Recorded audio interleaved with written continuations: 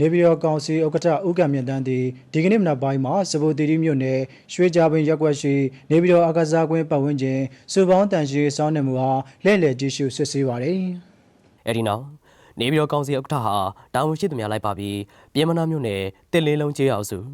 ဗရက်ဆက်ကုန်းကျေးရွာရှိတောင်သူဦးမိုးဆွေရဲ့ကွင်းမှန်1904မှာတဘာဝမြေဩဇာနဲ့ဓာတ်မြေဩဇာစုပေါင်းကျဲပတ်ခြင်းတရုတ်ပြပွဲကိုကြည့်ရှုအားပေးပါတယ်။အဲဒီနောက်တာဝန်ရှိသူများရဲ့တင်ပြချက်များပေါ်လိုအပ်တာများမှားကြပြီးတောင်သူများရဲ့တင်ပြချက်များပေါ်လိုအပ်တာများကိုဌာနဆိုင်ရာများနဲ့ပေါင်းစပ်ညှိနှိုင်းဆောင်ရွက်ပေးပါတယ်။ဆက်လက်ပြီး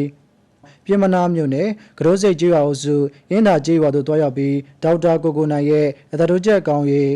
1,290,000မြို့ထားရှိမှုကို၎င်းဇေယျသီရိမြို့နယ်တွင်ရေကြီးရေရှာမှုရော်နေသက်သာစေအတွက်ငပင်အေးရင်တို့မြောက်ပြန်လည်တူးပေါ်ခြင်းပင်လောင်းလမ်းမှာပေါင်းလောင်းမြစ်ထိလုပ်ငန်းဆောင်နေမှုများနဲ့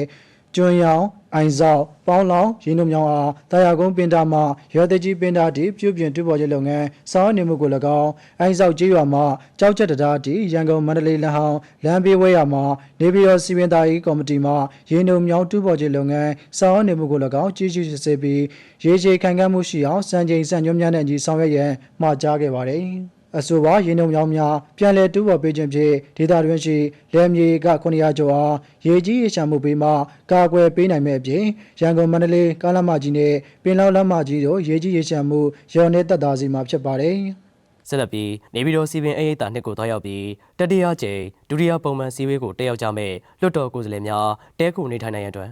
နေရာချထားမဲ့အိတ်ဆောင်များနဲ့အဆောက်အအုံများပြင်ဆင်ဆောင်ရွက်ထားရှိမှုအခြေအနေများကိုကြည့်ရှုစစ်ဆေးပါတယ်။အဲဒီလိုစစ်ဆေးရမှာနေပြည်တော်ကောင်စီဥက္ကဋ္ဌကတာဝန်ရှိသူများကိုလွှဲတာများမှားကြပြီးလွှတ်တော်ကိုယ်စားလှယ်များနဲ့ရေရင်နီနီတွဲဆုံနှုတ်ဆက်ခဲ့တယ်လို့သတင်းရရှိပါရခင်ဗျာ။